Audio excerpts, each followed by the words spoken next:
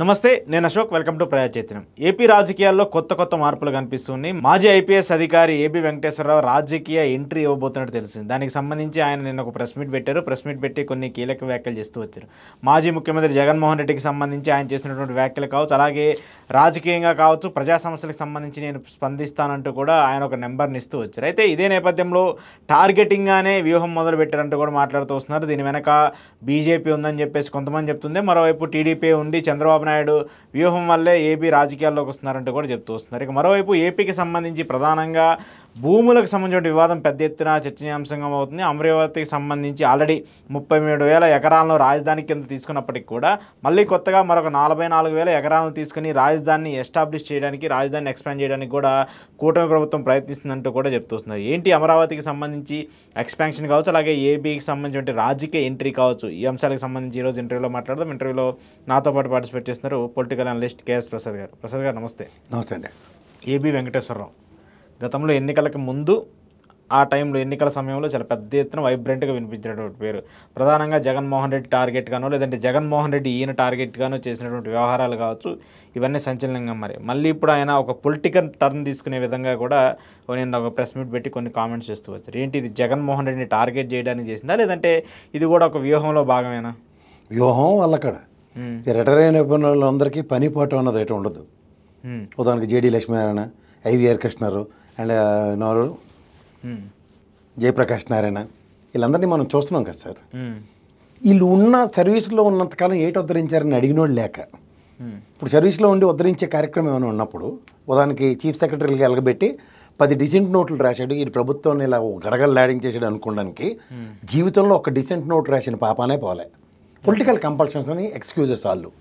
ఈ ఐపీఎస్ వాళ్ళకి ఏంటంటే ఒక డీజీపీ అయిపోదాం, డీజీపీ ఇవ్వపోయేసరికల్లా టకటకటకమని పొలిటికల్ ఎంట్రీలు, చిన్నపిల్లలు చేసి 1,00,000 కోట్లు. ఒక వ్యక్తిని మీరు అందరూ గమనించండి, ఒక జగన్మోహన్ రెడ్డి అనే వ్యక్తిని ఎప్పుడైతే టార్గెట్ చేసుకుంటూ రాజకీయ కాలక్షేపాలు చేసుకునే బ్యాచ్ల్లో మొదట జేడీ లక్ష్మీనారాయణ గారు, తర్వాత ఇప్పుడు ఏబీ వెంకటేశ్వరరావు గారు కొత్తగా ఆవిష్కరించబడ్డారు. ఇది ఒక కామెడీ షో కింద చూడండి. ఈయనైతే ఖచ్చితంగా కామెడీ షో కింద చూడాలి. ఓకే. ఇంకా జేడీ లక్ష్మీనారాయణ అంటే కొంచెం అడుసు తొక్క నేల కాలు కడగ నేలని అట్లీస్ట్ లాస్ట్కి ధర్మ పరిరక్షణ అన్న టైప్లో తన తప్పును దాన్ని తెలుసుకుని అంత కాదు 1,600 కోట్ల లోపు నేను తేల్చి మమ అనిపించుకున్నాడు. కానీ మేజర్ డ్యామేజ్ జగన్మోహన్ రెడ్డికి జరగడానికే ఈ తపేలా ఛానల్ త్రూగా 1,00,000 కోట్లు ఈ రోజుకి కూడా అదే సోవాలి.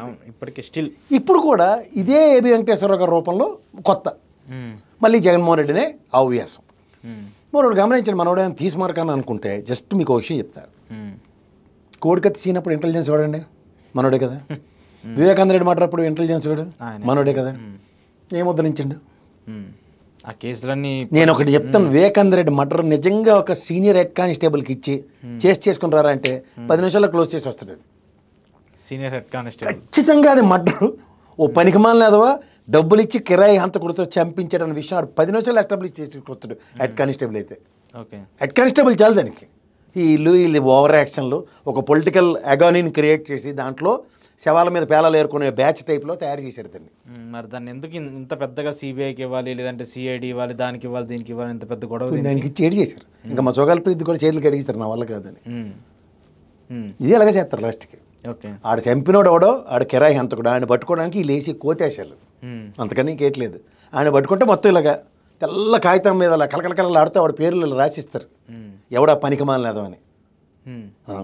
ఆ పనికిమాల లేదో కూడా 2 నిమిషాలు చెప్పొచ్చు. అలాంటివి మన ఇంటెలిజెన్స్ ఆఫీసర్గా ఎలగబెట్టిన కాలంలోనే ఏటి ఉద్ధరించి ఊళ్ళో వెళ్ళాడు చెప్తే, వాళ్ళు ఏపీ పోలీస్ వెల్ఫేర్ అసోసియేషన్కి అధ్యక్షుడు చేసిన రిటైర్ అయిపోయిన తర్వాత పనికాహార పథకం ఇచ్చినా సరే అవుట్కమ్ ఏంటి? ఇడితిప్పి బడి తిప్పి దళితుల్ని పరిరక్షిస్తాడు, లేకపోతే అణగారిన వర్గాల్ని పరిరక్షించడానికి వీళ్ళందరూ ఏమైతే కోడికస్తీనో ఆ రోజు గల్లా పెట్టి తకరాలకు పడుతున్నావు, నా మటకాలు ఆడుతున్నావు, ఉర్ర నువ్వని లేపి అడిగితే పోలీసులు 2 నిమిషాల్లో అయిపోద్ది.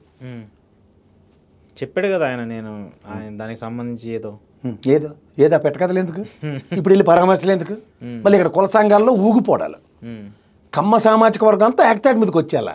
మరి ఇప్పుడేమో అణగారిన వర్గాలను పరిరక్షించడానికి రాజకీయ అరంగేట్రం. కాంట్రడిక్షన్స్ కావు ఇవన్నీ. Sir contradictions. మరి అయినప్పుడు ఎవరిని ఉత్తరిస్తారు వీళ్ళందరూ?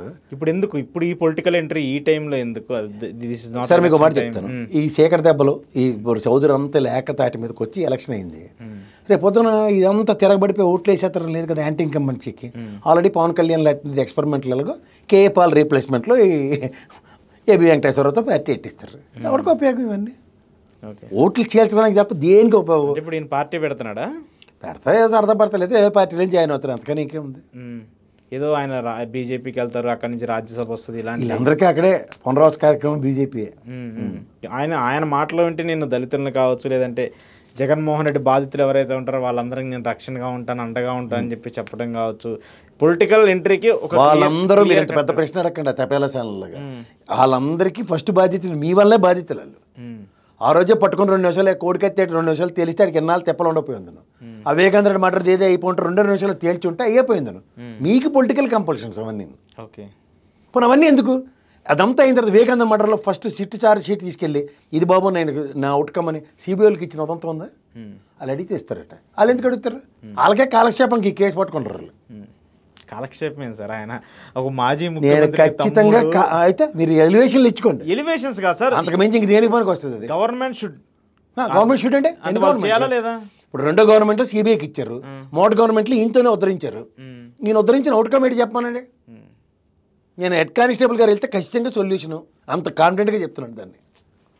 నేను అంత కాన్ఫిడెంట్గా చెప్తున్నా, నో సెకండ్ థర్డ్ దాంట్లో. ఓకే, ఒక బ్రోటల్ మర్డర్ విత్ రాబరీ, ఒక పనికి మాలిన ఏదో డబ్బులు ఇచ్చి ఆయన మర్డర్ చేయించారు. ఆ ఎదవడో పట్టుకోవడానికి ఇన్నాళ్ళ. అయితే పొలిటికల్ కంపెనీస్ వల్ల ఎంత ఎంత ఎంత గింగిరాలు తిరుగుతుంటే మనోడే ఫస్ట్ బొంగరానికి తాడుకెట్టినాడు నా దృష్టిలో అయితే. ఆయన అంటే of course he is the intelligence chief ఆ టైంలో ఆయన ఇన్వెస్టిగేషన్ సిట్ మొదటి అధికారి ఆయన, తర్వాత మహాంతి గారు, తర్వాత సిబిఐ. సరే ఇప్పుడు ఏంటి ఈయన ఇష్యూ ఏంటి, ఈయన వ్యూ ఏంటి, ఎందుకు ఇప్పుడు ఈ ఎంట్రీ దీనికి? నిజంగానే చంద్రబాబు నాయుడుకి ఈయనకి మధ్య ఏదో గ్యాప్ ఉందని చెప్పేసి కొంత చర్చ. ఈ తాగునింతలు దయించి పక్క తీయండి సార్. తాగుంటుంది కదా సార్. ఇప్పుడు ఇవన్నీ ఏంటంటే ఆయనకి ఒక మీకు మాట ఇప్పుడు ఆయనకి ప్రభుత్వంలో ఒక పదవి ఒకటి ఇచ్చారా? ఆయన యాక్సెప్ట్ చేసాడా? చేయకపోతే ఎవరికొద్దు అసలు పదవాడు ఏమన్నాడు? పదవాడు ఏమన్నాడు, ఎవడు యాక్సెప్ట్ చేయమన్నాడు, ఎవడు యాక్సెప్ట్ చేయొద్దన్నాడు. అవన్నీ వాళ్ళ విషయాలండి. What why where all connected. ఇదేమన్నా పొలిటికల్ రూల్స్ ఉన్నాయంటే రేటారావు కానీ ఇక పని ఇవ్వండి మాకేట్ అవుతారు. రేపు వాళ్ళు జుట్లు పీక్కోరండి ఎందులో పడమండి మాకేట్. Okay, what why where all connected. But ఇంటెలిజెన్స్గా నువ్వు గెలిచేస్తావు, ఎంత మెజారిటీ నువ్వు గెలిచేస్తావు అంటే 23 ఇచ్చి కూర్చోబెట్టారు వాళ్ళకి. తెలుసా మీకు? అది మొదటి ఉద్ధరింపు. రెండోది కోడికత్తోడిది రెండో ఉద్ధరింపు. మూడోది వివేకానంద రెడ్డి మర్డర్ ఉద్ధరింపు. ఈ 3 ఉద్ధరింపులతో ఏడు చేయడానికి ఎవరికి ఉపయోగం? సరే ఇప్పుడు ఏంటి, ఇప్పుడు ఇది కొత్త పార్టీయా లేదంటే ఇంకో పార్టీ పునరావాసమా? ఏదైనా చేసుకోమండి, ఎవ్వరికీ ఉపయోగం లేదు. కేఏ పాల్ పార్ట్ 2, కేఏ పాల్ పార్ట్ 2 రాజకీయ పార్టీ పెడితే పెట్టకపోతే ఏదో పార్టీలో చేరితే ఏదో ఒక పదవి వస్తుంది అంటారు. ఎందుకు వస్తుంది? అలా బీజేపీలో లైన్ కట్టి ఉన్నారు ఇప్పటికే. ఏదో రాజ్యసభ ఇస్తారు అది అని చెప్పేసి ఒక చర్చ. రాజ్యసభ చాలండి, ఇంకా చాలు. ఆ సునీల్ గారిని ఆ రాజమౌళి గారికి ఎరుబోగలేడు కాబట్టి సినిమా తీశారు, కానీ మరి అడిగితే ప్రణాళిక తగ్గించి తీయకుండా వెళ్ళి త్రివిక్రమ్ సినిమాలను సైడ్ కామెంటరీ చెప్పుకోమన్నట్టుగానే ఉంటుంది. అంతకన్నా ఇంకేటి ఉండదు. ఎందుకు సార్? ఆయన క్యాడర్ ఉంది కదా, ఒక ఐపీఎస్ అధికారిగా పనిచేసినటువంటి వ్యక్తి, పొలిటికల్ ఇన్ఫ్లుయెన్స్ ఉన్నటువంటి వ్యక్తి. చాలా మందిని మేము చూసాం సార్. పాసిబిలిటీస్ ఉండదు. సుందర్ కుమార్ దాస్ గారిని, దాసరి శ్రీనివాసరావు గారిని, బోల్ మంది ఉన్నారు సార్ పొలిటికల్ ఆస్పిరెంట్స్గా రెస్పెక్టివ్ పార్టీస్లో జాయిన్ అయ్యి they are giving more and best services చేస్తున్న వాళ్ళు చాలామంది ఉన్నారు. ఓకే, మాకు డి శ్రీనివాసరావు గారు అయితే నాకు సీనియర్ ఐఏఎస్ బ్రహ్మాండంగా తెలిసైనా వ్యక్తిగతంగా ఆయన చేస్తున్నంత చారిటీ ఎవరు చేసి ఉంటారు కూడా. సుందర్ కుమార్ దాస్ గారు ఆ సామాజిక వర్గం అనగానే సామాజిక వర్గానికి ఆయన చేస్తున్నది ఏంటో నాకు తెలుసు. ఓకే, అన్నీ ఉండి కూడా పొలిటికల్ ర్యాలీలు అయిపోయి political aspirants this are all quite common. Okay, so దీనివల్ల పెద్ద యూజ్ ఏమి ఉండదు, ఎవరికీ ఉపయోగం లేదు. లేదా ఆ రోజు 2 రోజులు అడవాడి కార్యక్రమం. ఆ కోడికత్తోడు ఇంటికి వెళ్ళిన దాన్ని సమర్థించుకోవాలంటే ఒక అన్నగారి నాలుగు గురించి జగన్మోహన్ రెడ్డి బాధ్యతలు వీళ్ళకి అందరూ లిస్ట్ రాసి వచ్చారు, బాబు మమ్మల్ని కాపాడయ్యా అని. ఉన్నప్పుడు ఏడు చేసినవయ్యా అంటే మాట సమాధానం ఉండదు. మా ఐవేర్ కృష్ణారావు లాగా డిసెంట్ నోట్ అయితే రాయడట, మా జయప్రకాష్ నారాయణ డిసెంట్ నోట్ అయితే రాయరట. ఈ పొలిటికల్ కంపల్సరీస్ ఈ విధానాలన్నీ మారిపోయి ప్రపంచం తెరబడిపోవాలి. ఓకే, దాని పార్ట్ 2 అనాలి అంతే. చూద్దాం పార్ట్ ఇంకా ఆయన ఎంట్రీ అన్నాడు, మరి రేపు ఇంకా రాబోయే రోజుల్లో ఎంతమందిని కలుస్తాడో ఏంటి అనేది కూడా ఇంకొక ఇష్యూ సార్. ఏపీకి సంబంధించి కలిసి ఏడు చేస్తారు, టీ కాఫీలు తాగడమనే ఏమైనా సొల్యూషన్ ఉంటుందా? జగన్మోహన్ రెడ్డి బాధితులు 100 మంది ఉన్నారు ఉదాహరణకి, 100 మందిని కలుస్తాడు. ఓదార్పు యాత్ర, జగన్మోహన్ రెడ్డి పార్ట్ 2 ఓదార్పు యాత్ర చేస్తాడు. వీళ్ళందరితో సంఘం ఫామ్ చేస్తాడు. మొదటిసారి మా పవన్ కళ్యాణ్ గారు టికెట్లు ఏమైనా వచ్చేసి ఈ పార్టీ పెట్టి వీళ్ళందరికీ టికెట్లు ఇస్తాడా? ఏదో ఒకటి అయితే ఆయన ఏదో చేయాలని చెప్పేసి ఎంట్రీ రాజకీయాల్లోకి వస్తా అని చెప్పేసి ఒక పొలిటికల్ వ్యాక్యూమ్ ఉందని అడగండి ఫస్ట్. ఉన్నదో లేదో ఆయన లేనప్పుడు ఎందుకు ఉన్నదో లేదో కింద మీద పడి ఆయన క్రియేట్ చేసుకుంటారేమో సార్. ఎలా క్రియేట్ చేస్తారు చెప్పండి సార్, మీరు కూడా జర్నలిస్ట్ కదా. ఏ ప్రాస్పెక్ట్ లో క్రియేట్ అవుతుంది? ఉదాహరణకి జగన్మోహన్ రెడ్డి మీద బాధితుల సంఘం పెట్టాడు, లేదా బాధితులు అన్న దగ్గర అలాగే ఈ ఎలక్షన్ 11 ఇచ్చి 124 ఇచ్చారు కదా, వ్యాక్యూమ్ చేసిపోయింది కదా వీళ్ళ పరంగా. వీళ్ళు ఏడు చేస్తారన్నది కదా ఛాలెంజ్ అండ్ టాస్క్. ఆయన సామాజిక వర్గం చీలికి తేవచ్చేమో. ఎవరికి ఉపయోగం ఉన్నది ఎంత? 70% ఉన్నారేంటి బీసీ సామాజిక వర్గంలో గాను లేదా కాపు సామాజిక వర్గంలో ఉన్నదే లింగమని. ఈసారి ర్యాలీ అయ్యారు ప్రాణాలకు తెగించి కట్టు అంటే ఏడు చూపించారు, మళ్ళీ దాంట్లో సీలికేటి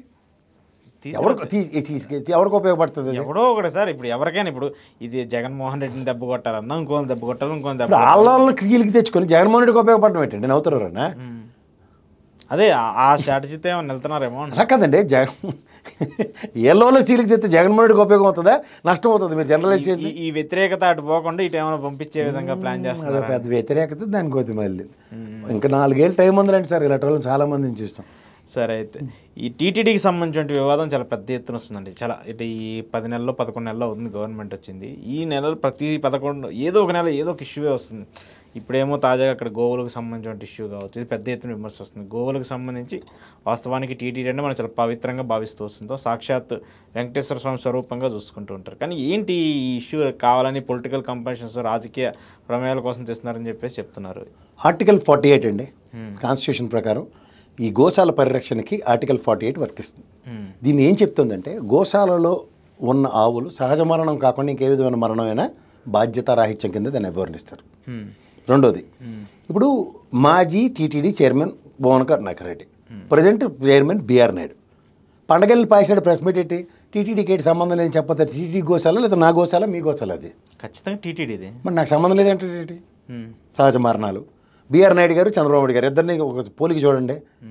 పుష్కరాల్లో చచ్చిపోతే మాకేటి సంబంధం అంటాడు. మరి ప్రభుత్వ అధినేత అయింది కాకపోతే నాదా? పోనీ బిఆర్ నాయుడు టీటీడీ చైర్మన్ చేసింది అది, ఇది నాకు సంబంధం లేదు, టీటీడీకి ఏంటి సంబంధం లేదంటే ఏమైనా అర్థం ఉందా? నాకు తెలియక రెస్పాన్సిబిలిటీ ఒక మాట చెప్తా. 100 ఆవులో 10 ఆవులో 50 ఆవులో ఎన్నో చచ్చిపోయి, లేకపోతే ఒక్క ఆవే చచ్చిపోయింది. మీ బాధ్యతగా ఒక స్థాయి కలిగిన మాజీ చైర్మన్ మా అపవాదం వేసాడు నీ మీద, అప్పుడు ఏంటి చేయాలా? దానికి క్లారిటీ వాళ్ళు తీసుకొచ్చి జరిగింది ఏంటనే చెప్పాలి. ఎందుకు ప్రాబ్లం ఎక్కడ? అలా తొక్కేసినట్టు చచ్చిపోయినప్పుడు ఒకళ్ళని సస్పెండ్ చేశారు. ఎవరు జ్ఞాపకం ఉందా? ఈ గోశాలకు సంబంధించిన ఇప్పటికీ ఆయన రీప్లేస్మెంట్ చేయలేదు అంటే అక్కడ వ్యాక్యూమ్. డిఎఫ్ఓ ఆధ్వర్యంలో అది పర్యవేక్షణ జరుగుతుంది. డిఎఫ్ఓ అంటే ఫారెస్ట్ అధికారి. ఆయనకి ఆవులను పరిరక్షించుకుంటే అక్కడ జంతు ప్రాణులను పరిరక్షించుకునే బాధ ఉంటుందా? ఎన్ని బాధలు వస్తాయి? సో నిన్న ఆ గోశాలలో పిక్చర్లు చూస్తే టీటీడీకి సంబంధించిన వాహనాలు ట్రాక్టర్లో తరలింపులు కనబడుతున్నాయి. ఉదాహరణకి సహజ మరణాలు అంటాడు. మనుషులు చచ్చిపోరా, ఆవులు చచ్చిపోతాయా? నిజం మా తెలదు. మా ఇంట్లో ఆవులు ఎప్పుడు చచ్చిపోలేదు, మా ఇంట్లో ఆవులు పాడి పంట ఆవిడకి లేవు కదా.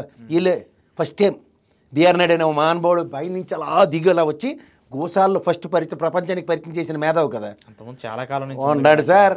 ఈయన ఛానల్లో ఏ విషయం వార్త చూపించకపోతే ప్రపంచం అంతా చూపించినట్టు అనుకుంటే ఇలాగే ఉంటుంది. ఈ తపేల ఛానల్కి అలవాటు ఏంటంటే వాళ్ళకి నచ్చిందే చూపిస్తారు, మిగిలిన వాళ్ళు ఏదైనా వార్త కాదు అది. సోషల్ మీడియాలో వస్తే పట్టించుకోరట, ఇంకో స్ట్రీమ్ మీడియాలో వస్తే పట్టించుకోరట. వీళ్ళు చెప్పితే ప్రజలు నమ్మాలి అనాలి. ఇది అలవాటు చేశారు. దాని పర్యవసానం ఎలా ఉంటాయి? అక్కడ ఏడు చేయకపోయినా వీడు వచ్చి ప్రెస్ మీట్ పెట్టింది, ఆహా ఓహో ఇదంతా ఒక ఎత్తు సార్. ఫస్ట్ వాడు పెద్ద జీరు ఉంటాడు, ఇంకోటి చిన్న జీరు. వీడైతే రియల్ ఎస్టేట్లో బిజీగా ఉంటాడు మావాడు. పై జీరు ఆడు ఏడు చేస్తుంటాడు సార్. ఆడు కూర్చొని ఒక కర్రకు జెండా కట్టుకుని బ్యాచ్ల వాళ్ళు ఉంటారు కదా, ఆ రామతీర్థంలో తల తెగిపోయినట్టునే ఆ శివానంద సరస్వతి గారు ఆయన పెద్ద ఆయన ఒక్కడే నా బంధు అని తెప్పలు పడుతున్నాం మన మొంతాజ్ హోటల్ ఇట్లకి. ఈ మిగిలిన కర్రకు జెండా బ్యాచ్ వాళ్ళు ఎక్కడ ఉన్నారు సార్? వీళ్ళైతే చాలా బిజీగా ఉంటారు. మా సైడ్ వ్యాపారాలు ఉంటాయి, బిజీగా ఉంటారు. వదిలేండి పక్కకు, పెద్దవాళ్ళు వదిలేండి. అలా పెద్ద జీరు ఆడ కూర్చుంటాడు కదా, పనిపాటు లేకుండా.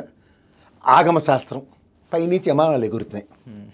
ఓకే, తెలుగుదేశం గవర్నమెంట్ ఉంది, ఏవియేషన్ మినిస్టర్ తెలుగుదేశం సంబంధించిన ఆయనే మా మానబోడు ఎర్రన్నాయుడు గారు అబ్బాయి. ఇదేం చేస్తాడండి జీరో? ఉండండి ఈ నదులు కొడతా అసలు ఫస్ట్ ఆఫ్ ఆల్. రెండోది ప్రసాదాల్లో జర్రి వస్తుంది. మనోడు ఏడు చేస్తాడండి అక్కడ, పెద్ద జీరు ఏడు చేస్తాడు. మూడోది నిన్న ప్రసాదాలు స్వామివారికి నైవేద్యం, మా దేవదేవుడు ఆయనకి నైవేద్యం పడడానికి టైంలు వేస్ట్ అయింది, సరైన టైంకి వెళ్ళే. పెద్ద జీరు ఏడు చేస్తాడు అక్కడ, ఆగమశాస్త్ర పరిరక్షకుడు కదా అక్కడ. మూడోది మాడ వీధుల్లో చెప్పులు వేసుకుంటే కాళ్ళు నెరికేయాలి. అంతమంది తెల్లుంగి సెక్యూరిటీ వాళ్ళు ఉంటారు, తెల్లుంగి సూపరింటెంట్లు ఉంటారు, ప్రాణాలు తినేస్తుంటారు, లోపలికి వెళ్ళే వాళ్ళకి తాళాలు ఇట్టి జైల్లో పెట్టి కూర్చోబెట్టి సాడిస్టిక్ ప్లేజర్లు పొందుతూ ఉంటారు కదా, వాళ్ళు ఎవరు చూడట్లేదండి. అటు చెప్పులు వేసుకుని వస్తుంటారు, వారి గడప వరకు వెళ్ళేదా, గడప దాకా వెళ్తుంటే గుడ్డు గుర్రానికి పలుతూ అవుతున్నారు అందరూ. ఆ పెద్ద రెడీ చేస్తానండి అంటే మాట్లాడాలి కదా. కాదండి, మన హిందూ ఈ రోజు దాకా తిరుపతి లడ్లు ప్రసాదంలో కొవ్వులు తొక్క తోటకూర ఉన్నప్పుడు గుడ్డు గుర్రానికి పలుతూ అవుతుండే పెద్ద జీరు ఎవరు రెండోది ప్రసాదాల్లో జర్రి. తర్వాత కంటిన్యూస్గా తిరుమల కొండలో యాక్సిడెంట్లు జరుగుతున్నాయి. మూడోది ఒక బాలుడు పైనుంచి పడిపోయి చచ్చిపోయాడు. నాలుగోది ఈ నిన్న మాడవీధుల్లో చెప్పులు గర్భగుడి దాకా, ఆల్మోస్ట్ గర్భగుడిలోకి వెళ్ళిపోయినంత పని దగ్గరకు వచ్చేసారు, తకరాలు పడుతుండ్రా. ఇన్ని అపచారాలు జరుగుతుంటే, ఇన్ని ఆగమశాస్త్ర విరుద్ధంగా జరుగుతుంటే మనోడు దేనికొన్నాడు అక్కడ పాంకోళ్ళు వేసుకుని కరక జెండా కట్టుకుని పక్కెళ్ళని అందరూ 2025లో కూడా అంటరాని వాళ్ళ ఎవరిని ముట్టుకోవడం, లోపలికి వెళ్ళి దండాలు పెట్టుకుని బయటికి రావడాక, స్పెషల్ దర్శనాలు చేసుకోవడాక. మాట్లాడాలి కదా. హిందూ ధర్మ పరిరక్షణ హిందూ హెడ్ క్వార్టర్స్ అది. గోమాత అంటే నా ఇంట్లో మా అమ్మ ఎంతో ఆవంత హిందూ సామాజిక వర్గానికి తమాషాలుగా ఉంది ఒక్కొక్కడికి. ఇదే నా ధర్మ పరిరక్షణ. మాట్లాడాలి కదా ప్రభుత్వానికి తరపున. 4 రోజుల తర్వాత నిదానంగా వచ్చి ఇంట్లో సహజ మరణాలు ఉండవా, మీ ఇంట్లో కూడా సవడా మాకు తెలియదు, మా ఇంట్లో వాళ్ళందరూ పిచ్చాచల్లో కూర్చొని ఉన్నారు 500 ఏళ్ళు బట్టి పిరమిడ్లు కట్టుకుని, మనోడు చెప్పేదాకా మాకు తెలియదు, గో సంరక్షణ మాకు ఎప్పటిదాకా తెలియదు, ఫస్ట్ టైం చూస్తున్నాం మేము. ఎందుకు మన ఇళ్ళలో అందరూ పెంచినోళ్ళే కదా ఆవుల్ని, అన్నింటినీ, పాడి పంటలు, పశువులు అన్నింటినీ కూడా. ఆవులు చచ్చిపోతాయి అని చెప్తుండే కదా, మాకు తెలియదు కదా ఆవులు చచ్చిపోతాయని, సహజంగా చచ్చిపోతాయి. ఒకటో రెండో సహజంగా మన నుంచి ఒక ఏజ్ అయిపోయి చనిపోయినట్టు. అసలు మొదటి రోజు ఎందుకు చెప్పలా? గోవన్ కరుణాకర్ రెడ్డి నీ మీద అభియోగం వేసిన వెంటనే ప్రెస్ మీట్ పెట్టి పక్కన డిఎఫ్ఓని కూర్చోపెట్టి లైవ్ నువ్వు వాడికి గోశాలకి వెళ్ళు, చూపించి ప్రజలకి, అక్కడికి వెళ్ళి ఇది పరిస్థితి చూపించాలి కదా. ట్రాన్స్పరెన్సీ లేదా? చచ్చిపోయిన ఆవులు తిండి లేక, ఆరోగ్య పరిస్థితులు సరిగ్గా లేక, సహజ మరణాలు 3 ఉన్నాయి. ఈ రెండింటికి బాధ్యత ఏది? అది వాళ్ళదే కదా. ఇప్పుడు పశువులు అంబులెన్స్లు కూడా ఉన్నాయి కదా, ఉంది కదా, వెటనరీ హాస్పిటల్స్ ఉన్నాయి, అన్నీ ఉన్నాయి, డాక్టర్స్ ఉంటారు ఖచ్చితంగా. దానికి గోశాలలో పీరియాడిక్ చెకప్స్ ఉంటాయి. లాస్ట్ ఎప్పుడైంది చూపించాలి కదా. నువ్వు నిజమైన ప్రెస్ మీట్ అంటే గోశాలలో డాక్టర్ గారు పలానా రోజు వచ్చారు, పలానా రోజు అబ్జర్వేషన్స్ ఇవి, పలానా ఆవులు కునుకుతూ ఉన్నాయి, ఇవి పెద్ద వయసు అయిపోయి చనిపోవడానికి సిద్ధంగా ఉన్నాయి. ఇప్పుడైనా నీ పేక మీదకి వచ్చినప్పుడు కూడా డేటా ఇవ్వకపోతే ఇంకెప్పుడు ఇస్తావు? ఇవ్వాలి కదా. ఎందుకు ఇవ్వట్లేదు అంటే టేకెన్ as granted. అంటే వాళ్ళు చెప్పి గవర్నమెంట్ మాది చెప్పింది, నేను ప్రతిష్ఠించబడిన పూర్ణ కుమ్మతి ఆతిస్తే నాకు ఇచ్చేశారు ఇక్కడ పదవి, జవాబుదారీ తన అక్కర్లే,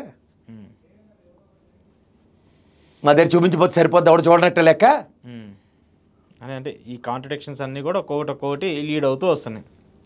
ఇన్ని ప్రభుత్వ స్థాపన కానీ ఈ రోజు దాకా రోజుకు నెలకు తద్దిన ఉందని ఏదో ఒక ఇష్యూ వస్తూనే ఉంది. నాకు వీళ్ళందరూ వదిలేండి, ఆ పెద్ద చీర రెడీ చేస్తాను నాకు కావాలి. ప్రజలు గ్రహించింది ఫస్ట్, వీళ్ళు కర్రకు జెండాలు పట్టుకొని ఆ సరస్వతి సరస్వతి స్వామి గారు తప్ప మిగిలిన వాళ్ళు ఎవరిలో అయినా చేతన ఉందా?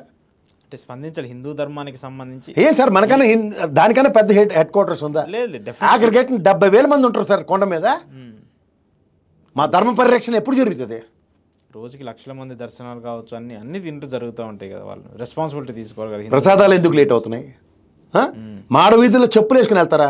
తమాషాలుగా ఉందా? దాని పవిత్రత తెలీదా? అది కూడా స్వామివారి గర్భగుడి దగ్గర వరకు, మండపం వరకు ఆల్మోస్ట్ అంటే ఒక 3-4 కిలోమీటర్ల ఆ కంపార్ట్మెంట్లో నడుచుకుంటూ అలానే వచ్చినట్టున్నారు. అయితే ఎవడిస్తున్నాడు సార్ వాళ్ళకి స్పెషల్ డిస్క్రిప్షన్స్? ఎక్కడి నుంచి వస్తున్నాయి వాళ్ళకి సూపర్లేటివ్ డిగ్రీస్? రైట్. ఇంకొక విషయం ప్రసాద్ గారు, ఈ అమరావతికి సంబంధించిన రాజధానికి సంబంధించిన ఒక అంశం పెద్ద ఎత్తున చర్చనీయాంశంగా అవుతుంది. ఆల్రెడీ 33,000 ఎకరాలు తీసుకున్నారు రాజధానికి వస్తుంది. 2014 నుంచి అది తీసుకున్నారు. అప్పుడు రైతులకు ఇప్పటికీ దానికి సంబంధించి న్యాయం జరగలేదు. వాళ్ళకి ల్యాండ్ కావచ్చు, వాళ్ళకి ఇస్తా ఉన్న ప్లాట్లు కావచ్చు, వాళ్ళకి ప్రతి ఏడాది ఇస్తా ఉన్నటువంటి పరిహారం కావచ్చు, ఇంతవరకు లేదు. మళ్ళీ కొత్తగా ఇప్పుడు చంద్రబాబు నాయుడు గారు ఒక 44,000 ఎకరాలని రాజధాని ఎక్స్పాన్షన్ కోసం తీసుకుంటున్నారు. ఎలా చూడాలి దీన్ని? మీరు మహర్షి సినిమా చూసారు సార్? అందులో జగపతి బాబు గారు మొత్తం ఊర్లన్నీ కబ్జా చేసేంత పైప్ లైన్ లేదా కథలు ఉంటాయి. నిజంగా కబ్జా concept okay, I'm not denying and contradicting that. కానీ వాడు ఒకటి గమనించారా మీరు? వ్యవసాయ క్షేత్రాలను ఎక్కడ డిస్టర్బ్ చేయలేదాడు. ఆ ముసలోడు ఒకడు వ్యవసాయం చేస్తుంటాడు చూసారా? మీరు ఇదే అమరావతి 29 గ్రామాల 34,000 ఎకరాలు ల్యాండ్ ఇచ్చారు. అది వ్యవసాయ యోగ్యంగా ఒక్క ఎకరమైనా చూపించండి అంత లోపల. ఈ పొక్కలైనలతోనో అట్లతోనో మట్టి దెబ్బలు చేసేసారు అట్లని. ఇప్పుడు ఇప్పుడు అసలు అసలు కాదు నేను అంటుంది మనకి నాగరికత నదీ పరివాహ ప్రాంతాల్లో సంతరించుకుంది. వ్యవసాయ క్షేత్రాలు నదీ పరివాహ ప్రాంతాల్లోనూ జలాశయాలు ఎక్కడ ఉన్నాయి. సరే ఇప్పుడు ఉన్నది 34,000 ఎకరాలు. అది తర్వాత ఈ మూలికల రాజుది లింగంనేని ఈ గెస్ట్ హౌస్ల రాజుగారులు అన్నవి ఎట్టేస్తే ఇవన్నీ 50,000 ఎకరాలు కదా. ఇప్పుడు ఇంకో 45,000 ఎకరాలు. అంటే వ్యవసాయ క్షేత్రాలు 1,00,000 ఎకరాల భూములు. వీళ్ళు గతంలో ఏంటి చెప్పారు మనకి నవరత్నాలు, ఒకటి హాస్పిటల్ నగరాలు, ఒకటి ఏమో విద్యా నగరాలు, ఒకటి ఐటీసీ కాకతీయ హోటల్ నగరాలు, ఏవో తోట కూడా చెప్పారు కదా. ఇప్పుడు ఉదాహరణకి మనం లోకేష్ గారు చెప్పినట్టు అదేదో యూనివర్సిటీ పేరు చెప్పారు, అది టాప్ 50లో అయితే లేదు, 1350 ఎంతో ర్యాంక్ దంది. అది దాన్ని పెట్టి లాంటివి పోనీ 1350 లోపుటివే ఒక 20 యూనివర్సిటీలు వచ్చేసాయి. పోనీ ఇక్కడ ఏఎమ్స్తో పాటు ఇంకో 40 హాస్పిటల్ వచ్చాయి. హైదరాబాద్ నుంచి కాదు కదా, ఆంధ్రప్రదేశ్లో ఎక్కడి నుంచైనా సరే ఎయిర్ లిఫ్ట్ చేసి తీసుకొచ్చి అక్కడే ట్రీట్మెంట్ ఇస్తారు ఫ్రీగా. అలాగే ఐటీసీ కాకతీయ కోహినూరు ఇవన్నీ వాళ్ళే పెట్టేశారు. అక్కడ 500 హోటళ్ళు వచ్చేసాయి, ఇంకా అక్కడ ప్లేస్ లేదు. అలా మీరు నవనగరాలు చెప్పిన ఇండస్ట్రీ ల్యాబ్లన్నీ ఇన్ఫోసిస్ చూడండి భువనగిరి రోడ్లో వెళ్ళిపెట్టినట్టు అలా ఐటీ రంగం అంతా విజయవాడ అంతా విస్తరించిపోయిన తర్వాత ల్యాండ్ లేక 4,30,000 ఎకరాల ల్యాండ్ బ్యాంక్ ఉందండి గవర్నమెంట్ దగ్గర. సిఐ సమిట్లు ఇవన్నీ పెట్టారు కదా దినాలు బట్టి. 2014 నుంచి ఇప్పటిదాకా చెప్తున్నాను, 4,30,000 ఎకరాల దగ్గర ల్యాండ్ బ్యాంక్ ఉండి ఇంకో 45,000 ఎకరాలు దేనికి సార్? ఒక మాటకు వస్తున్నా, 10 ఏళ్ళు బట్టి వీళ్ళు సావాలి చస్తాను 29 గ్రామాలు ఇచ్చినోడు. అలా నాయక్ గారి సినిమా ఒకటి వచ్చి రామ్ చరణ్ది, అందులో చూడండి అందరినీ కుమ్మేస్తుంటే అలా తప్పించుకుంటున్నాడు రా అన్నది. దానికి రివర్స్ చేసి చూద్దాం. వీళ్ళు ఆల్రెడీ కుమ్ములాడిపోయి చచ్చి ఉన్నారు కదా, వీళ్ళు ఇంకా చస్తున్నారు కదా. వాళ్ళకి కావాల్సినవి 1000 గజాలు 200 గజాలు రాకుండా 5 ఎకరాల్లో భూమి పూజ పెట్టాడు మా సార్ చంద్రబాబు నాయుడు సార్, పెట్టుకున్నారు కదా. అసలు నాకు తెలియకూడదు వీళ్ళకి ఎవరికి సమన్యాయం లేదు, కానీ ఆయనకైతే ల్యాండ్ కట్టుకున్నారు, ఎలకేషన్ యాడ్ నుంచి కొనరు. మనం లాజికల్గా మారదాం సార్. యాడ్ నుంచి కొన్నారు, రైతుల దగ్గర నుంచే కొనుంటారు కాదు, రైతుల కాడి నుంచి ఎలా వాళ్ళు అమ్మారా, ప్రభుత్వానికి స్వచ్ఛందంగా ఇచ్చారు. మీరు జాగ్రత్తగా వినండి, పాయింట్ వినండి. రైతులు 34,000 ఎకరాలు 29 గ్రామాల ప్రజలు ప్రభుత్వానికి ల్యాండ్ ఇచ్చారు. ఈ ల్యాండ్ ఎవరు అమ్మారు, ఎవరు కొన్నారు? ఎవరు అమ్మేది? ప్రభుత్వం కొన్నది వాళ్ళ దగ్గర నుంచి కదా. ప్రభుత్వం చంద్రబాబు నాయుడు గారు సొంత ఇల్లు కట్టుకోవడానికి ఎలా చీఫ్ మినిస్టర్ క్వార్టర్స్ ఇప్పుడు మనకి ప్రగతి భవన్ ఉంది ఇక్కడ. కరెక్టే, అంటే ministers quarters, chief minister house అని ఉంటుంది కదా. అవి ఉన్నాయి, నేను కాదంటలే, మంత్రుల భవనాలు ఇవన్నీ ఉన్నాయి. కానీ ముఖ్యమంత్రి గారు 5 ఎకరాల్లో భూమి పూజ ఆయన సొంత పూజ ఎవరు అమ్మారు? ఓకే, అది బయట పెట్టాలంటారు ఎవరి దగ్గరికి అవునండి. ఎందుకంటే స్వచ్ఛందంగా భూములు ప్రభుత్వానికి అమ్మినప్పుడు ఇందులో రియల్ ఎస్టేట్ ఎక్కడి నుంచి ఎందుకు వచ్చింది? Where it has taken place. మీరు లాజికల్గా మీరు గుంటూరే మీది, ప్రజలు స్వచ్ఛందంగా ఇచ్చారని మాకు చెప్పారు. స్వచ్ఛందంగా ప్రజలు ప్రభుత్వానికి ఇచ్చారు. ఇంకోటి ఏంటంటే వాటి ఆ భూముల పేర్లు ఏంటంటారు? చొక్క భూములు కాదండి, ఇంకోటి ఎస్సీ ఎస్టీ వాళ్ళకి వెనకాతలు పడిన ప్రాంత ప్రజలకి వాళ్ళకి అండగా ఉండే కొన్ని భూములు ఇస్తూ ఉంటారు. ఆ భూముల పేర్లు ఉన్నాయి సార్, నాకు నోట్లు తిరగట్లేదు ఇప్పుడే. ఏదో ఉంది దానికి. ఆ భూములు కూడా ప్రజలు ఇచ్చే కదా, వాళ్ళకు కూడా ఇప్పుడు 1000 గజాలు 200 గజాలు వాళ్ళకే ఇస్తున్నాం అని చెప్పారు కదా. Assign lands. ఈ అసైన్ ల్యాండ్స్లో కూడా కొనుబడి అమ్ముబడి జరగలేదన్నప్పుడు పయ్యావుల కేశవ్ గారు రూపాయలు చెప్పారు, మాకున్న రాజ సంస్థానం నుంచి నేను 2 ఎకరాలు కొనలేనా, దూలిపల్లి నరేంద్ర గారు మేము 2 ఎకరాలు, మీకు అమ్మినోడు అదేలే అర్థమైంది. ఫస్ట్ థింగ్ అంటే రైతుల దగ్గర నుంచి అన్నా కొనాలి, లేదంటే ప్రభుత్వం దగ్గర నుంచి అన్నా కొనాలి. మీరు ఎలా కొన్నారని ప్రభుత్వం అమ్మిందా? ఇక్కడ నానక్రామగూడలోనూ అట్లా ల్యాండ్లు అమ్ముతున్నారు. ఇక్కడ మొన్న ఇంత బాధ ఎందుకు సార్? మీరు ఎంత అభివృద్ధి చేసిన సైబరాబాద్ మీరే క్లెయిమ్ చేసుకుంటారా? మొన్న యూనివర్సిటీ భూములు 400 ఎకరాలు ప్రభుత్వం తీసుకుంటారంటేనే ఇంత పెద్ద ఇష్యూ అవుతుంది. ఏ ప్రాతిపదిక మీద? ఓ పక్కన వ్యవసాయ క్షేత్రాలు చెడగొట్టింది కాక ఇంకో 45,000 ఎకరాలు ఏ ఎరుమాలో ఒకళ్ళు ఇస్తున్నారు, నాకు అర్థం అవ్వట్లేదు. వాళ్ళకి బుద్ధి జ్ఞానం కడుపు కన్నమేమో తింటున్నారా? ఎందుకంటే ఓ పక్కన వీళ్ళకి సర్వనాశనమై ఇంకా నానా సంఖ్య నాకుతున్నారు, వాళ్ళు ఏం చేయాలో తెలియక. ఫర్దర్ ఒక హ్యూజ్ ఎక్స్పాన్షన్ జరిగిపోతుంది, ప్రపంచం తెరబడిపోయింది దాని దగ్గర. ఉన్న 34,000 ఎకరాలు ఏం చేయాలో తెలియక డెవలప్మెంట్ ప్రాజెక్టే లేదు. ప్రాజెక్ట్ ఏదండి, కొత్త బిల్డింగ్లు కట్టడానికి ప్రపోజల్స్ తప్ప, కంపలు కొట్టడానికి 29-30 కోట్లు తప్ప ఇంకే ప్రాజెక్ట్ దేనికి కావాలో ఒకసారి కనుక్కోండి ఒకసారి. అంటే ఇది డెవలప్ అవుతుంటే సరే అట్లీస్ట్ ఇంకో దానికి ఇవ్వడానికన్నా పాసిబిలిటీ. సరే ఇంత ఎక్స్పాన్షన్ అయ్యి ఇంత నిజంగా కళ్ళ ముందు కనబడుతున్న హైదరాబాద్లోనే 400 ఎకరాలు ప్రభుత్వం ఎక్వైర్ చేస్తూ ప్రభుత్వ ల్యాండ్ అంటేనే ఇంత డిసెంట్లు తెలియజేస్తుంటే వాళ్ళ మనుషులైనా సరే వాళ్ళకి చలనం ఉండదు ఆంధ్రప్రదేశ్ ప్రజలకి.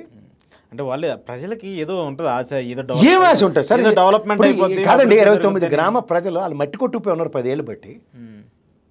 అవును, వ్యవసాయదారుడు అయ్యి ఉండి సొంత కమతాలు ఉండి ఆడ దయాధర్మ భిక్షలతో బతుకుతున్నారు. అవును, సొంత భూమి ఉండి కూడా కళ్ళ ముందు చూసినా కూడా ఏం చేయలేకుండా ఏమి చేయలేని నిస్సాయ స్థితిలో ఉండి పోనీ ఎంత ఫినామినల్ గ్రోత్. ఇది రాజరిక వ్యవస్థ బాబు, అక్బరు లేకపోతే శివాజీలాగా మొత్తం కైంకర్యం చేసుకుని వచ్చారు, మొత్తం ప్రపంచాన్ని జయించి వచ్చారు. వీళ్ళే 500 ఏళ్ళు ఉంటారు, నెక్స్ట్ ప్రభుత్వం ఉంటారు. ఇది ప్రజాస్వామ్యం. రేపు పొద్దున ఉడకమంటే రేపు ప్రభుత్వం మారితే అప్పుడు కొత్త ప్రభుత్వం వచ్చినప్పుడు వాళ్ళ నిర్ణయాలు ఎలా ఉంటాయో తెలియదు. వాళ్ళ నిర్ణయం దీని మీద ఉండదు, శాసనం అది. ఇంకేంటి ఓకే, దీనికి సంబంధించి ఏదో క్లారిటీ ఇవ్వాలి కదా ప్రభుత్వం. అసలు ఆ రైతులకు ఇదిగోండి మీకు సరే కొత్తగా 40,000 ఎకరాలు తీసుకుంటున్నారు, ఈ 33 యానం తీసుకుంటారు. ఎవడ బకరగాళ్ళు ఎవరో చెప్పండి. ఏ గుంటూరు రైతులే కదా ఇంకా ఏ రైతులు గుంటూరుకి ఇప్పుడు అవతల పక్క వాళ్ళందరూ మోసపోయారు. ఇంకా అవతల పక్క ఎవడున్నాడు మోసపోవడం ఇంకా తెలియాలి కదా. ఈవెన్ వాళ్ళకి ఇప్పుడు ఎలాగ చెప్పినట్టే మీకు కూడా ఏదో ప్లాట్లు ఇస్తాము అక్కడ ఇస్తాము అన్ని ఇస్తారు సార్. వీళ్ళకి ఇచ్చారన్నది ఎవడు అడగడు అక్కడ. ఈ అడగట్లే, అదే ప్రాబ్లం ఇక్కడ. ఇప్పుడు రైతులు పాపం మొన్నటిదాకా వాళ్ళు అరే వీళ్ళే మాలోకాలు అనుకుంటే ఇంకా ఎర్రి మాలోకాలను ఎత్తుకుంటా ఉంటే ఏడు చేస్తాం సార్.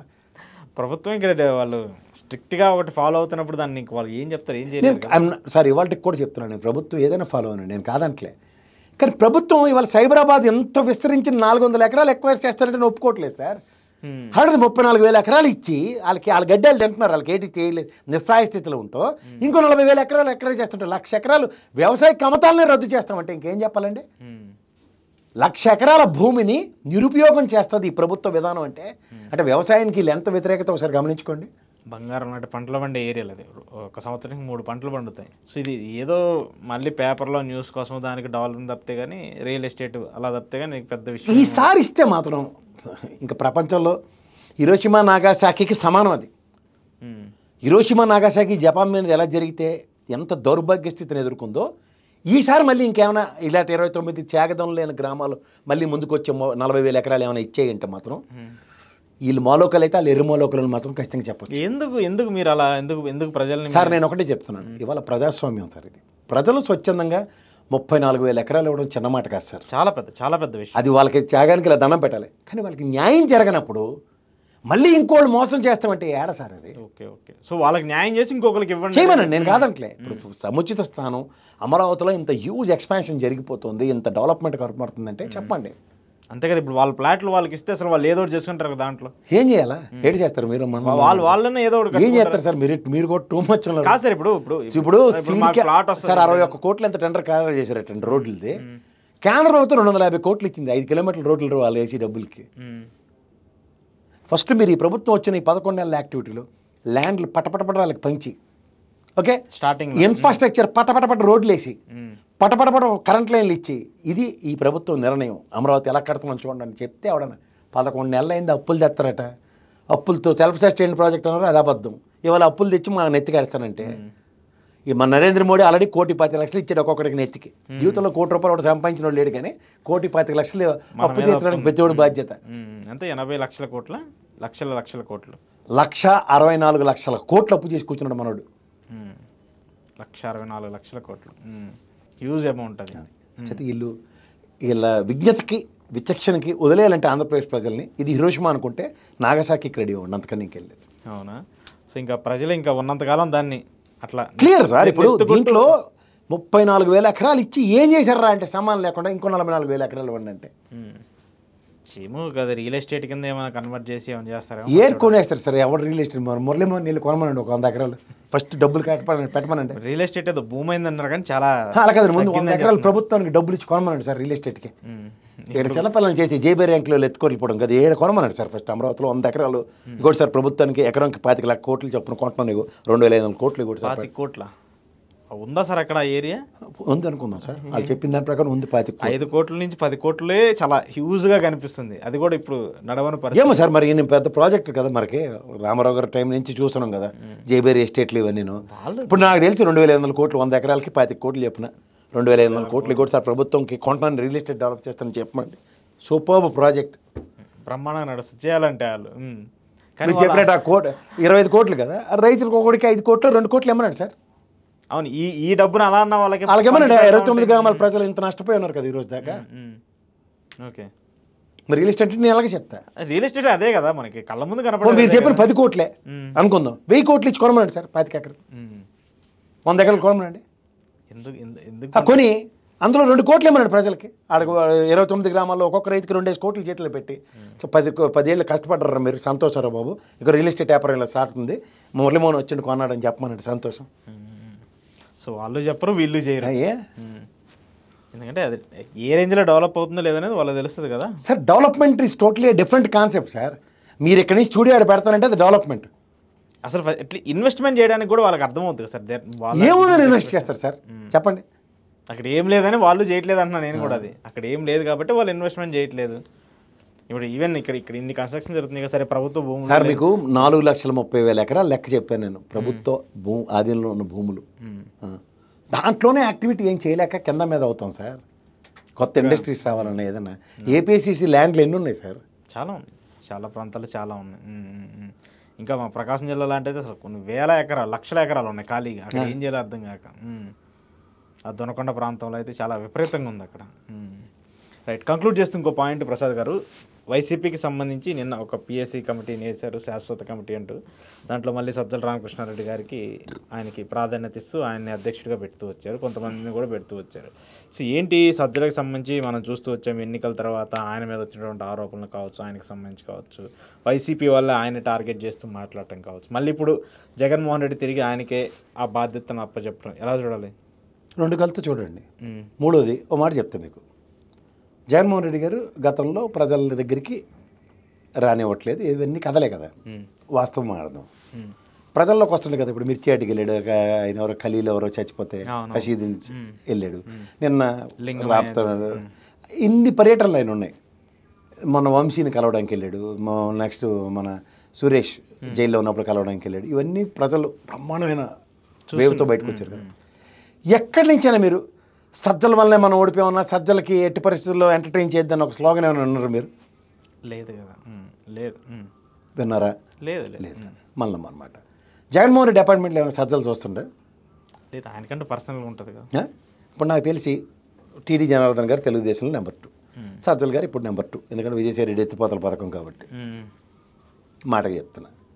ఓ ప్రాంతీయ పార్టీలో, ఓ ప్రాంత పరిరక్షకుల కింద ఉన్న అధినాయకుల ఆధీనంలో ఉన్న పార్టీలో వాళ్ళు ఇచ్చి డైరెక్షన్లో కాకుండా అవుట్ ఆఫ్ ద బాక్స్ అవడం చేసినోడు ఎవడని చెప్పండి. అఫ్కోర్స్ డెఫినెట్గా అక్కడ వాళ్ళు చెప్పిందే జరుగుద్ది. వాళ్ళు చెప్పింది జరుగుతుంది అన్నప్పుడు కోట్రే అన్నారు గతంలో, సుబ్బారెడ్డి, విజయసాయి రెడ్డి, సజ్జల రామకృష్ణ, ముగ్గురికి కదా 13 జిల్లాలు ఇచ్చింది. ఉత్తరాంధ్ర, గుంటూరు, ఇటుపక్క అంతా మీరు, ఇటుపక్క నువ్వని, అంతే కదా. వీళ్ళు ఉదాహరణకి సజ్జల రామకృష్ణారెడ్డి టీంలో ఉన్న ఎమ్మెల్యేడు, నువ్వు నన్ను కలనివ్వట్లేదు అని ఎవడని మాట్లాడినాడు ఉన్నాడు, బయటికి పోయినాడు ఎవడని చెప్పాడు పోనీ. ఆ చేతనండి ఉదయం భవన్ వీళ్ళందరూ పోయారు కదా. సజ్జల వల్ల నాకు స్టేట్మెంట్ ఇచ్చాడే. అంటే కొంతమంది ఆరోపణలు చేస్తారు కదా బయట ఉన్నారు పార్టీ వల్లే కొంతమంది, అంటే ఇలా సజ్జలు ఉన్నారు, లేదంటే మా ఎవరు అంటే వాళ్ళని కాకుండా కొంత కోటరీ డైరెక్ట్గా మమ్మల్ని నాన్న కలవనివ్వకుండా చేసింది. ఊరికి అలకల కొలుకు అంటే పత్తాలకు డబ్బులు లేకపోతే ఊ అంటే అలిగే బయలుదేరి ఉన్నాడు. డైరెక్ట్ యాక్సెస్తో జగన్మోహన్ రెడ్డి ఎన్నిసార్లు కలిసాడు? అప్పుడు ఏమైనా సజ్జల ఇలాంటి వాళ్ళు ఏమైనా రాయబారాలు చేశారు? ఫ్యామిలీగా ఉంటుంది, మళ్ళీ ఫ్యామిలీ అంటారు. ఎవరికాడే ఫ్యామిలీ, ఎవరికాడే నాయకుడే కదా. ఎక్కడైనా మీకు ఈ సౌండ్ వినబడిందా? లేదు. జగన్మోహన్ రెడ్డి అపాయింట్మెంట్ సజ్జలు చూస్తాడా చెప్పండి ఫస్ట్? సజ్జలు చూడడు, కానీ ఒక ఇష్యూను ఒక ఎమ్మెల్యే దగ్గరికి తీసుకెళ్ళాలనుకున్నప్పుడు ఈయన మధ్యలో ఆపేస్తున్నాడో లేదంటే ఈయన మధ్యలో అడ్డుకుంటున్నాడు అనేది కదా పాయింట్. అసలు మధ్యలో ఏం జరిగి ఎందుకు వెళ్తున్నారు మీరు? ఈయనే ఉంటున్నాడు అనేది కదా అక్కడ ఆరోపణలు. మళ్ళీ అదే మాట. ఇప్పుడు నేను కూడా చాలా రోజులు బట్టి చాలా మందిని గమనిస్తున్నా. ప్రతి ఓడు మన విజయసాయి రెడ్డి కూడా కోటరీ అంటాడు. ఎవరు కోటరీ అంటే అది చెప్పడు. నువ్వే కోటరీ అంటే నేను ముగ్గురే కోటరీ అంట. డెఫినెట్గా విజయసాయి రెడ్డి కూడా కోటరీలో మనిషి ఒక విధంగా. ఇప్పుడు ఆ మాటకు సుబ్బారెడ్డి కూడా ఇంతే మాట కాయాలి కదా, విజయసాయి రెడ్డి కూడా మాట కాయాలి. పార్టీ బయట నేను ఒక రాజకీయం చెప్తాను సార్. రామారావు గారి టైంలో చంద్రబాబు గారు రామారావు గారి పక్క నుండి ఎదురుగుండా క్యారెక్టర్ ఎవరైతే రానండి ఆయన గురించి మొత్తం చిట్టంతా ఆయనకి చెప్పేసేవాడు. ఎందుకంటే ఆయనకి రాజకీయ అనుభవం. ఉదాహరణకి ఇప్పుడు 175 నియోజకవర్గాల క్యాండిడేట్ని జగన్మోహన్ రెడ్డి డిసైడ్ చేసాడా? ఆ పనికిమాలిన అయిపోయాక పనికిమాలిన ఏదో చేసాడా లేదా సజ్జలు చేసాడు చెప్పండి? సజ్జలు సంబంధించిన ఎవరికి టికెట్లు ఇప్పించుకోవడం ఒకసారి కనుక్కోండి. ఎవరికైనా టికెట్లు ఇప్పించుకోవడం కనుక్కోండి ఎవరినైనా. డెఫినెట్గా ఫైనల్గా జగన్మోహన్ రెడ్డి టిక్ పెడితేనే కదా కదా. ప్రాంతీయ పార్టీలో ఒకడు హవా నడుస్తుందంటే మరి దానికి అధినాయకుడు దేనికి? ఇక్కడ ప్రాబ్లం వల్ల ఏంటంటే అలా నాకు తెలియదు, గ్రేట్ ఆంధ్ర ఒకటి రాసాడు ప్రణాళిక తెగించి ఆర్టికల్. అవునా? ఈ టాగోని మీడియా ఛానల్స్ రాస్తాం, అదే భౌగోళికాలు రెడీగా ఉంటారు వాళ్ళకి. ఇప్పుడు నేను అంటుంది ఏంటంటే రాసినందుకు నేను అంటలే, దాని సాధక బాధకాలు తెలియాలి. ఇప్పుడు ఉదాహరణకి ఆయన ఎన్నిసార్లు ప్రజల్లోకి వచ్చినప్పుడు ఆ సంగతి చూడండి, జగన్మోహన్ రెడ్డికి ఒక స్లోగన్స్ పడ్డాయి అనుకో, అది డెవలప్మెంట్. నిజంగానే గ్రౌండ్ లెవెల్ అది ఉందని, గ్రౌండ్ అలా ఫీల్ అవుతుందని అట్లీస్ట్ ఆయనకేం తెలుస్తుందని. అప్పుడు తెలియకుండానే రెండోసారి ఇస్తాడా? ఓకే. సో అయితే అది కాదు అంటే జగన్మోహన్ రెడ్డి చేసుకున్న తప్పే ఇదే అంటారు. జగన్మోహన్ రెడ్డి తప్పని కాదు sir, he has done a different politics. 5 ఏళ్ళు ఈ భారతదేశ చరిత్రలో ఏ రాజకీయ పార్టీ జగన్మోహన్ రెడ్డి తరహా రాజకీయం ఒకటి చేయలే. దానికి at the cost of Jaganmohan Reddy చేసుకున్నాడు. 11 స్థానాలకు ఆయన వచ్చి గెలవడానికి ఆయన కారణం. ఆయన ఎక్స్క్యూజ్ తీసుకోండి, నీ వల్ల నేను ఓడిపోయానని ఒకసారి ఎక్కడైనా చెప్పాడు అనుకోండి, అప్పుడు మాట్లాడాలి. అసలు 190 మంది ఆయన ఎవడో ఎందుకు కూడా తెలియదు ఎవరికి, అది ఎవరికీ అర్థం కావట్లేదు. అది జగన్మోహన్ రెడ్డి నాదెండ్ల మనోహర్ ఉన్నాడు ఆయన జనసేనలో, ఈ himself is the biggest barricade for Pawan Kalyan garu. అది వాళ్ళే చాలా మంది చెప్తారు. అవును అవును. పోనీ టీడీ జనార్దన్ గారి విషయంలో తెలుగుదేశం పరంగా ఈయన మమ్మల్ని ఎవరిది ఎప్పటికీ జగన్బాబుని కలనివ్వడం అనేది ఏ రోజున విన్నాం మనం? ఆ ప్రాంతీయ పార్టీలు అది ఉండదు సార్. కలవాలనుకుంటే డైరెక్ట్గా కలవచ్చు, వెళ్ళాలనుకుంటే వాళ్ళని ఎవ్వరు ఆపలేరు. ఓకే. సో ఏంటి మరి ఇప్పుడు చాలా మందికి ఇస్తూ వచ్చారు ఈ పార్టీకి సంబంధించిన సంస్థగా చేంజెస్ తీసుకొస్తున్నాడు జగన్. అది జరుగుతూనే ఉన్నాయి, కానీ ఇందులో కూడా చాలా మంది తెప్పలేగలరు. వేస్ట్ క్యాండిడేట్లకి చాలా మందికి ఇచ్చారు. అవునా? ఇంకా సామాజిక కుల అన్ని ప్రాతిపదికన ఏదైనా చెప్పండి, అందులో దేర్ అబౌట్. ఓకే. ఎర్రగొండపాలెం అయితే పెద్ద వేస్ట్, నేను డైరెక్ట్గా చెప్తాను. ఎందుకని? సురేష్ వర్కౌట్ అవ్వదా? టైం వేస్ట్ అది. ఓకే. ఉన్నాయి, దెర్ ఆర్ ఫ్లాస్ ఉన్నాయి, బట్ అది చెప్తున్నాను, ఆ ఫ్లాస్ని అడ్రస్ చేయమనండి. అప్పుడు I'm not contradicting that, but ఈ ఫ్లాన్ మాత్రం ముమ్మూర్తుల తప్పు. ఎందుకు తప్పు అంటే too much of loyalty is been prone, I will accept, ఖచ్చితంగా మాడవచ్చు. బట్ ఈయనకి వచ్చేసరికల్లా మాత్రం అనవసరంగా people wants to take their frustration. ఏంటంటే జగన్మోహన్ రెడ్డిని ఏం అనలేక ఆ ఫ్రస్ట్రేషన్ అంతా ఈయన మీద చూపిద్దామని చూస్తున్నారు చాలామంది. ఓకే. అది తప్పితే ఇంకంతమించి ఇంకేముంది? ఓకే. నాకైతే ఇంతకన్నా ఇంకేం లాజిక్ కనబట్లే. అలా మీరు కలేజా సినిమా చూసారా? మహేష్ బాబు గారు ఇక్కడ బ్రహ్మానందం గారు ఉంటే అక్కడ తిరుగుతూ ఉంటాడు. ఓకే. సో అలానే జగన్మోహన్ రెడ్డి ఏం అనలేక ఏం మాట్లాడలేక ఎవడో బకరాన్ని పట్టాలి కాబట్టి ఎవడ ఫ్రస్ట్రేషన్ అది తీర్చుకుంటాడు. సో ఇక పార్టీ వాళ్ళందరూ కూడా మధ్యలో ఉన్నాడు కాబట్టి ఆయన్ని అంటూ ఉంటారు. అంతకు మించి నాకైతే వేరే కారణం కనబట్లేదు. అనేదైతే జగన్మోహన్ రెడ్డి అనాలి, ఎందుకంటే ఏం జరిగినా ఆయనదే ప్రాధ్యత. అయిపోయాక పెట్టుకుందాం అని చెప్పాడా, లేకపోతే విజయసాయి రెడ్డి చెప్పాడా? అది ఎవరైనా దారిని పోయిన దరిద్రాన్ని ఎత్తుకెత్తుకుందెవరు? పంట ఉంటుంది సార్, పంట ఎండిపోయిన తర్వాత కుక్కమూతి పిందులే ఉంటాయి. పోను ఉదాహరణకి ప్రశాంత్ కిషోర్ గారు పనికి వచ్చిన ఏదో అనుకుంటే ఆ పంట ఎండిపోయిన తర్వాత కుక్కమూతి పిందులే కదా రిషిగాడు వీళ్ళందరూ. వీళ్ళకి బుర్రలేదన్న విషయం ప్రజలు గ్రహించిన తర్వాత కూడా గ్రహించినోడు అది గ్రహించమనండి.